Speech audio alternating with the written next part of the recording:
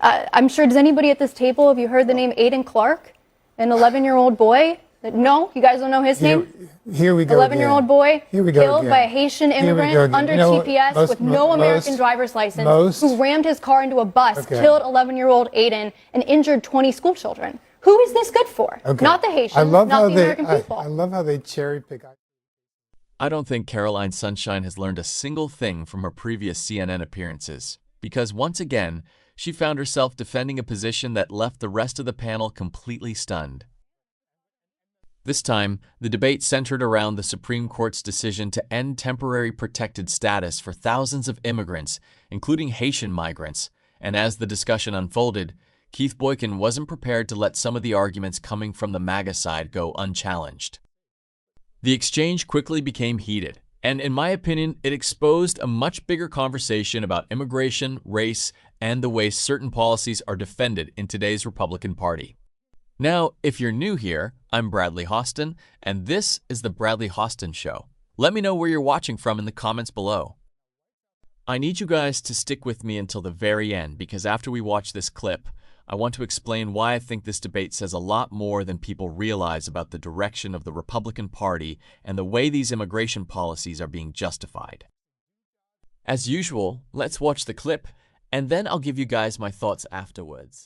Tonight, the White House is celebrating a pair of major Supreme Court victories that expand the president's power on immigration, and it clears the way for him to continue his crackdown. The first decision allows the Trump administration to end temporary protected status for foreign nationals from countries like Haiti or Syria. Millions may soon be eligible for deportation, and hundreds of thousands could lose their work authorization they receive under the program, which was meant to help people fleeing war or disaster in their home country. Now, separately, the justices ruled that the White House can revive a controversial policy that allows officials to block asylum seekers entering the U.S. southern border.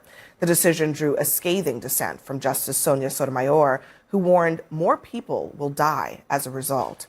The policy began under President Obama, was ended by President Biden, and now, with its return under Trump 2.0, here's how the White House's Deputy Chief of Staff, Stephen Miller, sums it up.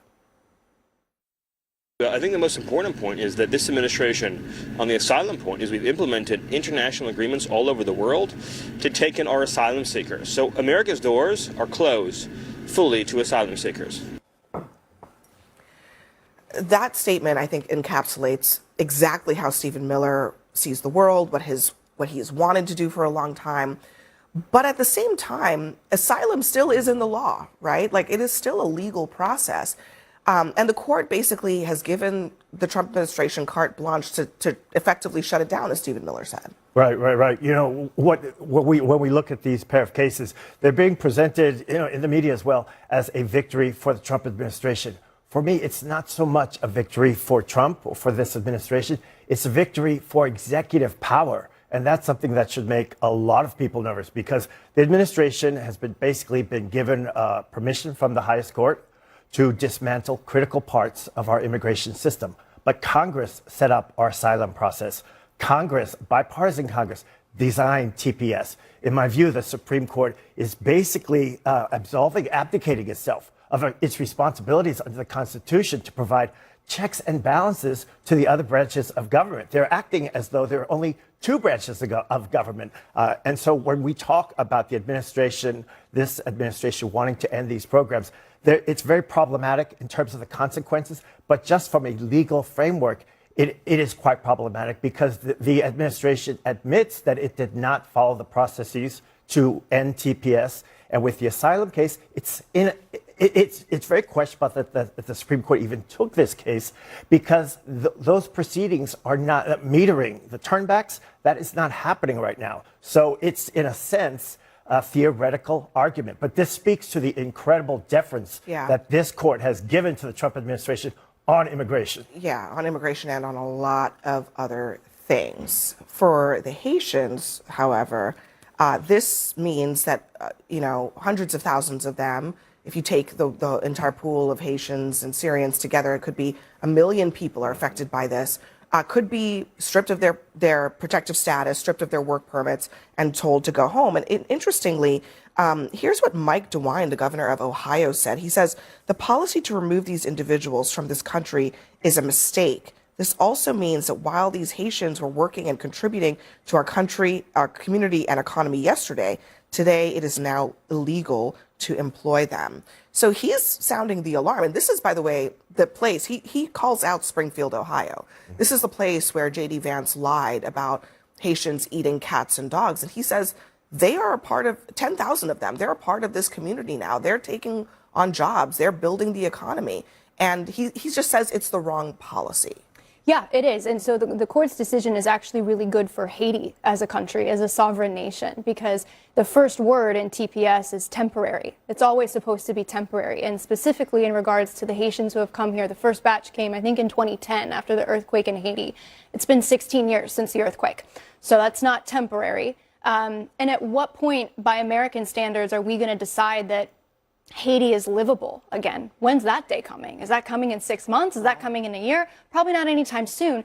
And one thing that doesn't get talked about is some of these TPS recipients, not all but some, have been doctors, lawyers, engineers, teachers who left Haiti. How is Haiti as a nation supposed to rebuild itself when we've brain drained a lot of their talent and planted them in Springfield, Ohio, where it's not fair to the residents of Springfield, Ohio either. And as a nation, we are legally obligated to our own citizens before we're obligated to anybody else.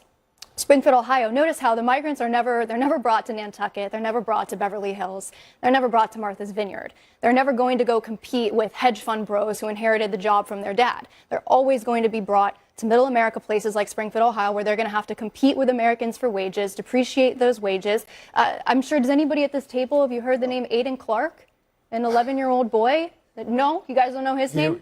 Here we go. 11-year-old boy killed again. by a Haitian immigrant under TPS with no American driver's license who rammed his car into a bus, killed 11-year-old Aiden, and injured 20 school children. Who is this good for? Not the Haitians, not the American people. I love how they cherry pick isolated cases and forget the fact that people who are immigrants actually commit fewer crimes than people who are residents in this country. But getting back to the point of this discussion about Haiti, first of all, I'm so glad that you're concerned about Haiti right now. I am. It's a sovereign nation. And the alleged brain drain. But the U.S. State Department says, would you let me speak? Because I let you speak. The U.S. State Department says that it's actually not safe for Americans to travel to Haiti right now. So you want to dump these people into our country where even our own State Department under the Trump administration says it's not safe.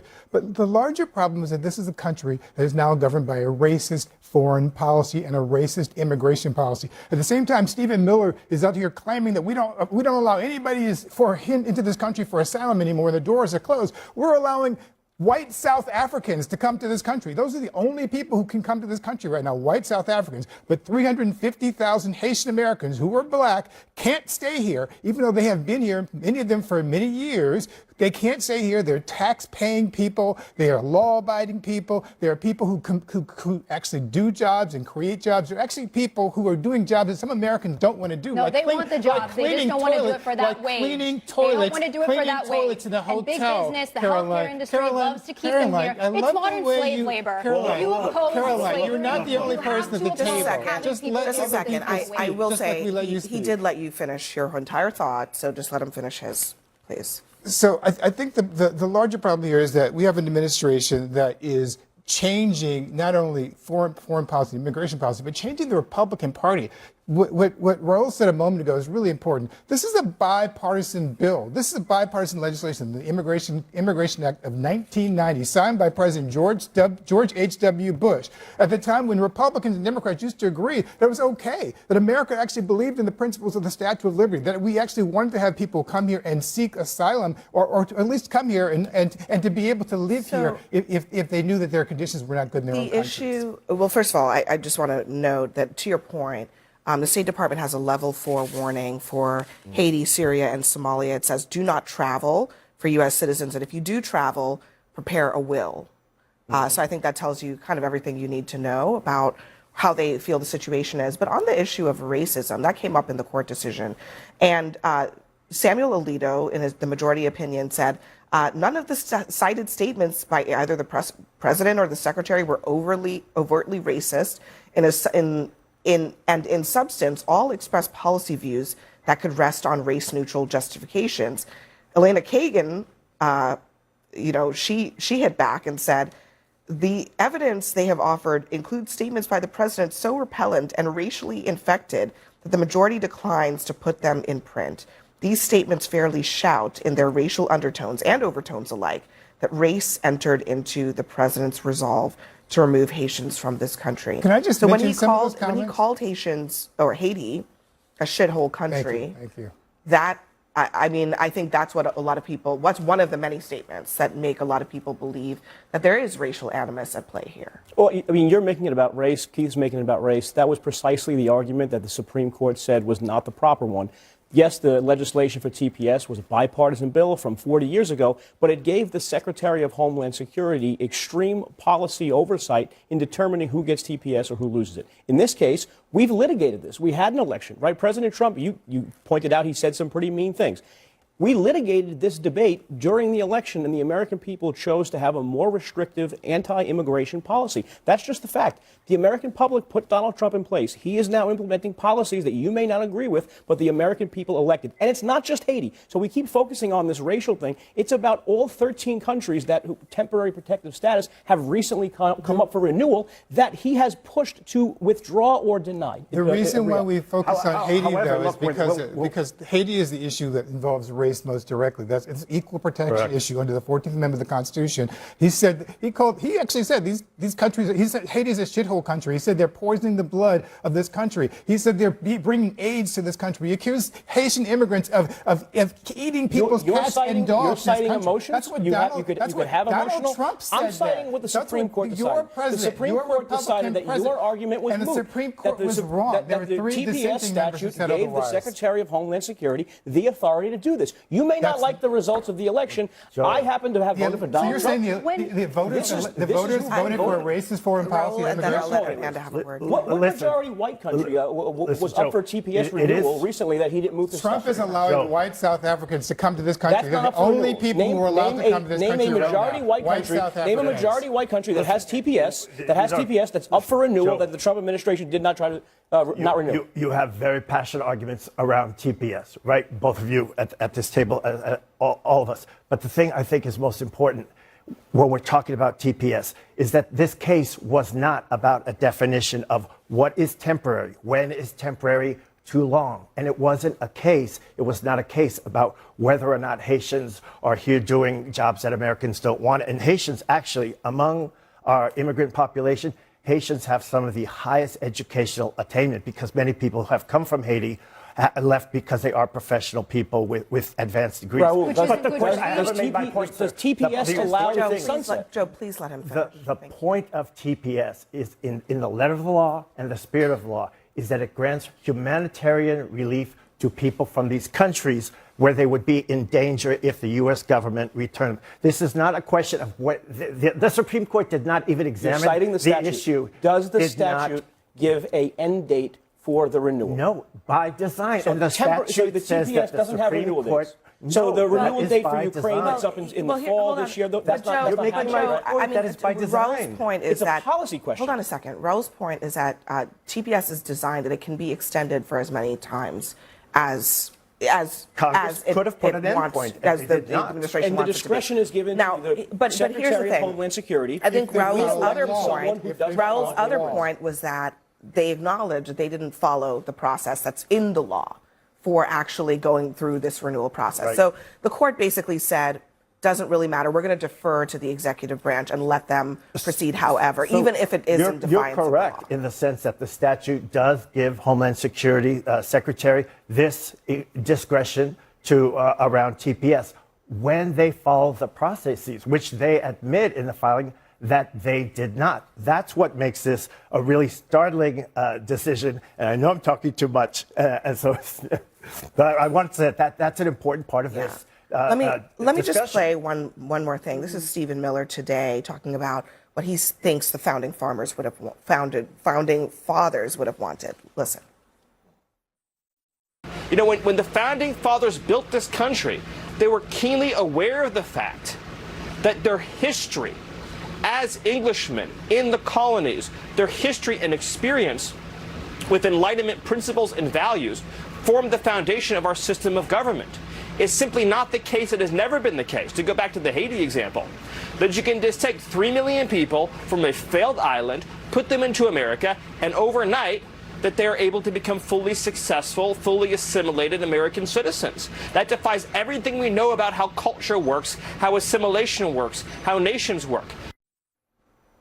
So, Amanda, I find it extremely rich for someone like Stephen Miller to say that, especially since his own ancestors, who were Jewish, who fled persecution, came to this country, and were thought at the time to not be capable of assimilation, were thought at the time to not be compatible with American society. And they came here and they assimilated. And now he's in the White House. It is the embodiment of the American dream. I mean, it's literally engraved on the Statue of Liberty. Give us your tired, your poor, your huddled masses. Like, this is a place where you can come if you are not safe where you live. It is a place where you can come and incorporate and assimilate and be a true American. Can they come to your community? They are in our community. I live in New York City, one of the most diverse cities in the world. So can they come stay at your house? I would welcome them in my home. I would welcome them in my neighborhood. As many as we need. Coming here through the way. Could your house handle 10, even if it doesn't have room for 10? We should solve the housing crisis in New York City, and then I would love to do that. But you could just take them now. TPS are not doing that. Let me let Amanda finish her I would just say, I think it's like such a devastating way to go into celebrating 250 years of America by kicking out the people who make America great, who make this country what it is. The immigrants who come and say, you know what, I'm going to come as a doctor, an engineer. I'm going to bring my talents to Springfield, Ohio, and make that a home. Was the Haitian migrant who killed 11-year-old Aiden Clark making America better with that action? That is complaining. You're going to kick out 350,000 people because of one case. Is that making America better? You're going to kick out 350,000 people because of one stereotype. What about all the white people who commit crimes in this country? You're going to kick them out of this country? You're going to kick them out of this country too? But you haven't answered the question. Your comment is just as racist as Donald Trump's comment. I didn't focus on one Haitian person and use that as a justification for a racist foreign policy is disgusting. It's abhorrent. It's disgusting that an 11-year-old was killed by a Haitian migrant who rammed his car into a bus. That is disgusting. A shithole country? He was referencing the government, exactly which treats their people poorly. It's made of racism. All right, we got to just leave it there. We do have to leave it there. We want to invite you. Okay, so let me give you guys my thoughts because this entire debate genuinely frustrated me. First of all, let's talk about Stephen Miller. I have to be honest with you guys. I genuinely cannot stand the guy. Every time I hear him speak, it's the same fear-based rhetoric, the same demonization of immigrants, and the same attempt to convince people that immigration is the source of all America's problems. What makes it even more astonishing is that Stephen Miller's own family came to the United States seeking refuge.